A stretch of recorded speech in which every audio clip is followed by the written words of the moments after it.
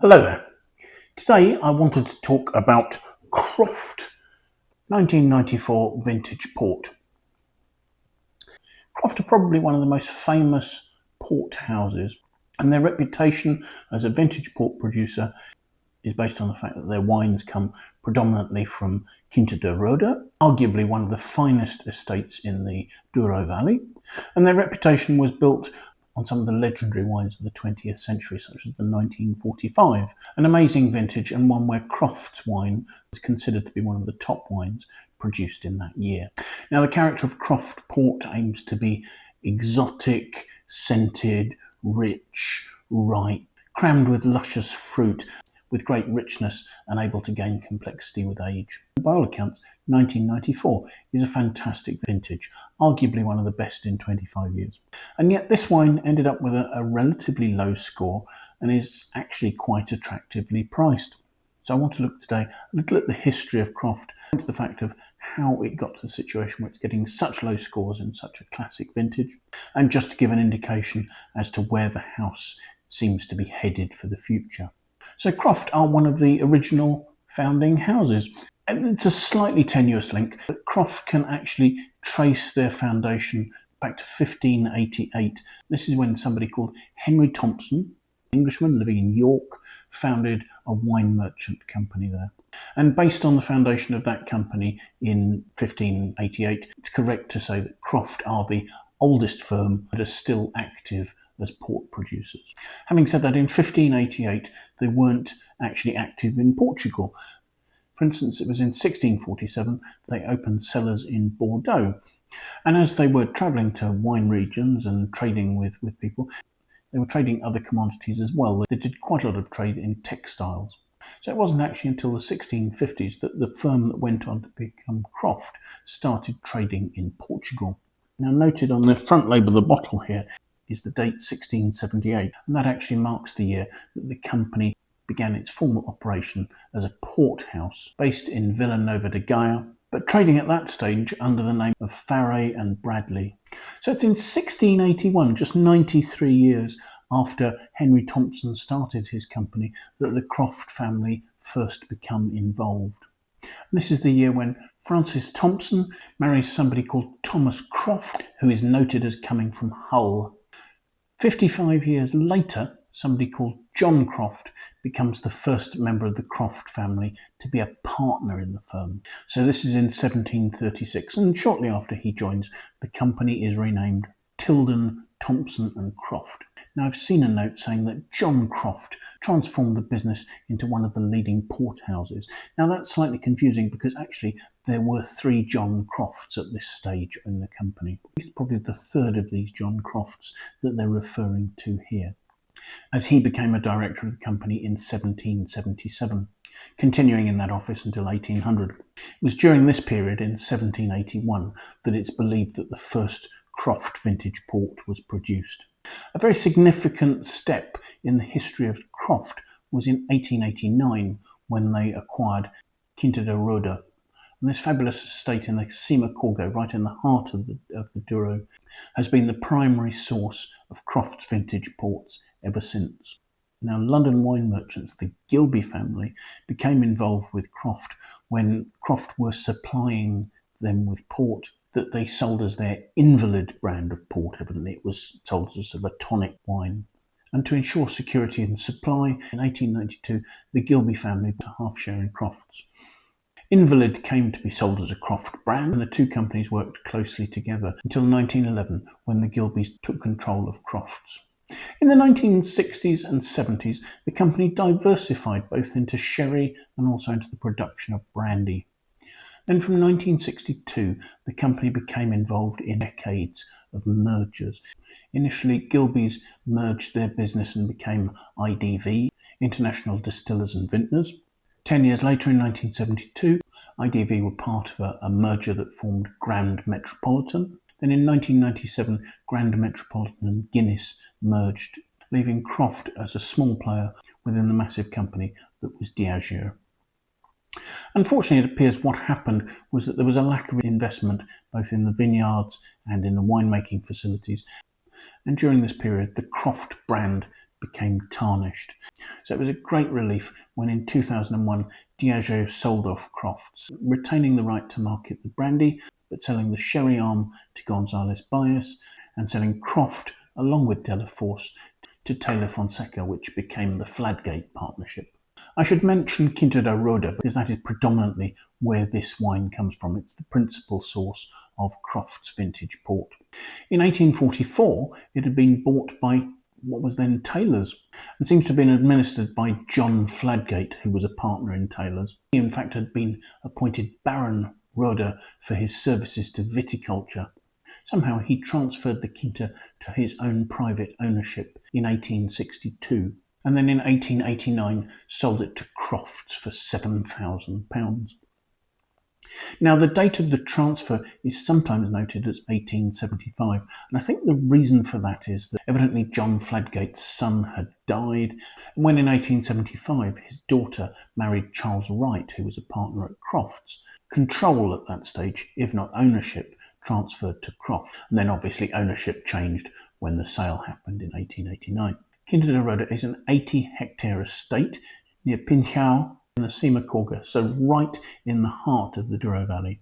And since its acquisition by the Fladgate partnership, there's been significant investment both in upgrading the winery and in restoring the vineyards. The oldest parts of the vineyard at Quinta da Roêda have vines that are over 70 years old. There are some very prestigious specific named vineyards, Benedito Vineyard and 2 terraces at Galleria. These ancient vines contribute something quite special, both the concentrated fruit from their old vines, but they're also known for the drought-resistant varieties planted there, such as Tinta Francisca and Tinta Jao. Croft does have other properties, and in total they farm somewhere in the region of 290 hectares of Class A vineyard in the Douro. They really don't give any detail as to the blend of the wine. However, what we do know is that the most planted variety in the vineyard is Touriga Francesa, also known as Touriga Franca. Then we have Tinta Jao, making up less than 5% of the plantings, but because of its really good acidity, that's actually quite an important variety to have, because in hot vintages it helps to give balance and focus to the wine. The early ripening Tinta Barocca will normally make up somewhere between about 5 and 8% of the blend. There are plantings of Tinta Rores. Because of its low disease tolerance, it tends to be planted in those areas in the vineyards that are the windiest, where moisture won't sit. Generally, however, other than that, it's quite an easy variety to work with. There is very little Touriga Nacional in the old vineyards. And as I've mentioned, they also grow Tinta Francisca. Now, I'm sure, given that these are old vineyards, we will find that there are other varieties there, but I think those are likely to be the principal constituents of this wine. Now, as for the 1994 vintage, I've already said an excellent vintage, was one that followed 3 years of drought. The winter was extremely wet. March and April were both warm and dry, but wet weather set in again in May, and that was disappointing because it disrupted flowering, and as a result, yields were seriously down in 1994. In some areas, yields were as much as 75% below average. The weather, however, then remained steady for the rest of the years. There were hot days, but cool nights, and those cool nights were able to preserve the acidity in the fruit well. And unlike the preceding 3 years, there were no periods of intense heat. Evidently, temperatures never exceeded 38 degrees throughout the growing season. So this moderated climate, combined with some conveniently timed light rainfall, gave an evenly ripened crop that managed to have good colour, good tannins, was rich in sugars and had lovely aromas. There was a slight threat of rain in September, and as a result some producers picked early. However, the majority of producers held their nerve, picked later, and made fantastic wines. The fruit for this wine is entirely hand-picked. The process then begins at the Quinta with foot treading in granite lagars. So relatively shallow granite tanks which workers will enter and crush the fruit as it ferments in what is quite a rapid, relatively warm, quite extractive fermentation. Fortification with neutral brandy arrests the fermentation, leaves the wine sweet, but the alcohol is high enough that the yeasts cannot continue to ferment the sugars. At this stage, the wine was brought down from the Douro Valley to Villanova de Gaia to age in Croft's port lodges there. Croft's facilities include the famous Terriahino vault, which is noted as being the longest port lodge of all. And these cellars, located near the coast, provide ideal conditions of mild temperatures and reasonable humidity for aging port. The wine aged in large oak vats for approximately 2 years, possibly up to 30 months. And after this relatively brief time in wood, in quite large volumes, not particularly being exposed to a lot of oxygen either, the wine is then bottled, unfiltered, and will do its aging without exposure to oxygen in reductive conditions in the bottle over a period of decades, developing complex, mature aromas and flavours that hopefully we're going to enjoy.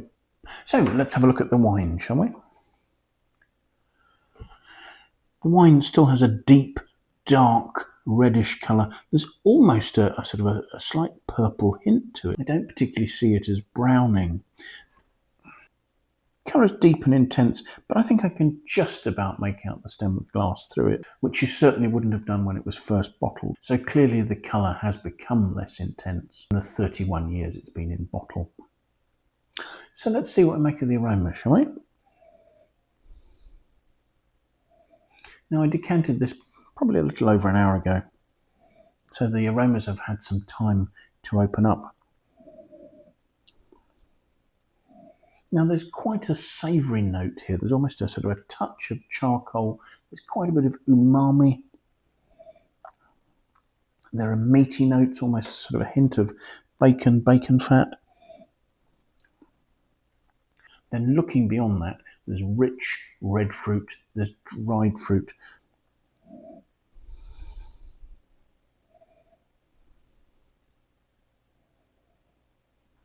There are certainly notes of black plum, cooked prune, raisin, and then really coming out of that there's some sort of reddish figgy notes. The aromas are powerful, but those savoury notes are cutting in at the end again. And there's almost a hint of coffee. It's not quite got the rounded, harmonious, rich fruit I'm expecting for a wine of this age. So let's have a taste and see what the palate's like.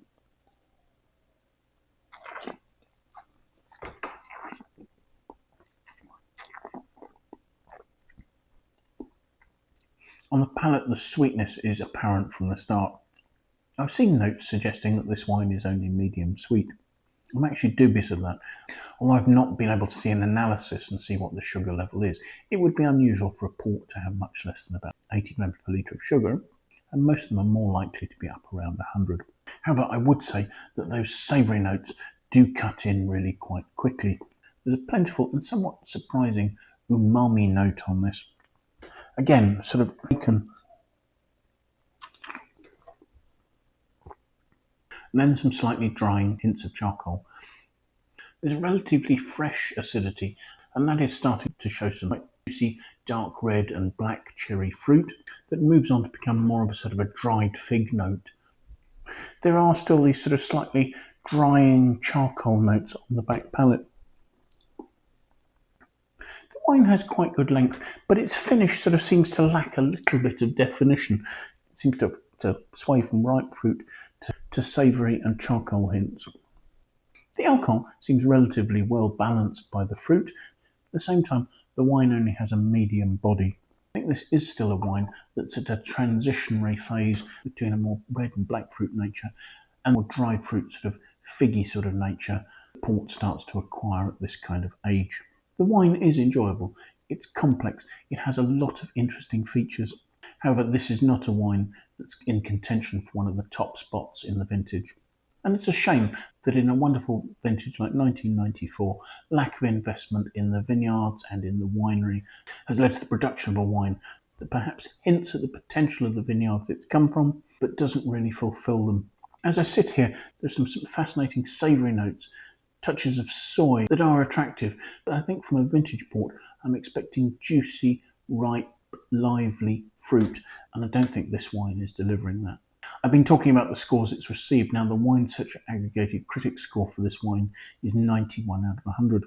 Based on what I've tasted here today, it's not too far out, but if anything, I think I would be more likely to be scoring this 89 or 90 out of 100. In terms of the wine's maturity, it's been suggested to me that this is a wine that will carry on drinking for the next 10 years.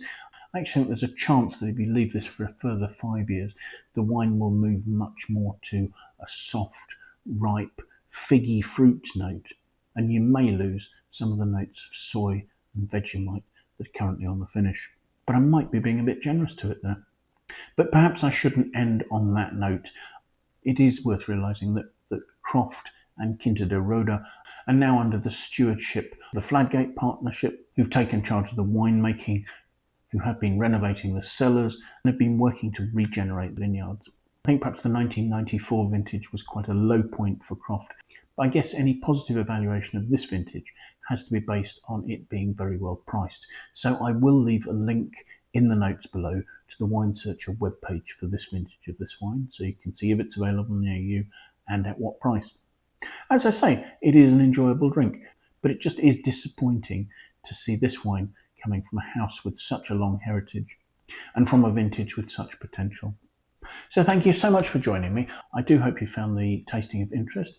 If you have, do please press the like button. That would be fantastic. If you have any comments, please pop those in the comments box below. I'd love to know what you think about the wines I'm looking at, the tastings I'm doing, or anything else that relates to that. If you're watching these videos and you still haven't subscribed to the channel, it would be great if you consider doing that. That would really help the channel to grow. And if you have friends you think might like to watch these videos, please feel free to forward them a link so they can watch as well. I would really appreciate your endorsement in that way. So thank you once again for watching, and I do hope that maybe sometime in the near future you'll manage to find some time and come and join me for another wine tasting. Until then, bye for now. Sorry, there is one other thing I should have mentioned. This, of course, is the 6th wine that I've brought back to New Zealand from the UK in my Vingardevalise. And the object of doing that is to try and establish that the wines haven't suffered as a result of their transit and that the Vingardevalise has managed to protect them. So it's a little inconvenient to be finishing with a wine that, to my mind, is somewhat suboptimal. That having been said, I don't think the problems with this wine are in any way related to its recent transport. If you look at the seal around the top, there's no sign of any seepage. The cork, when I tried to remove that, crumbled quite readily despite actually using a 2-pronged extractor. But I think that's more to do with the fact that this is a 31-year-old wine than the fact it spent a day in a suitcase travelling around the world. As I say, the fact that the seal is completely clean shows there was no seepage, the cork hadn't been sucked in any way. I think given the wine's history, we can be aware that the brand was having some issues with quality at the time. And I think my disappointment with this wine is entirely related to the quality of the wine that was produced rather than anything that's happened to it subsequently. So I will put together a playlist of the wines that were shipped in my suitcase. As part of that, I'll also include my unboxing video and my review of the suitcase. And both of those will give you details of how you can get to their website and of a discount code that you can use if you wish to purchase anything from the Vingardevalise website. So thank you once again for watching, and I do hope that I'll see you again soon. Bye now.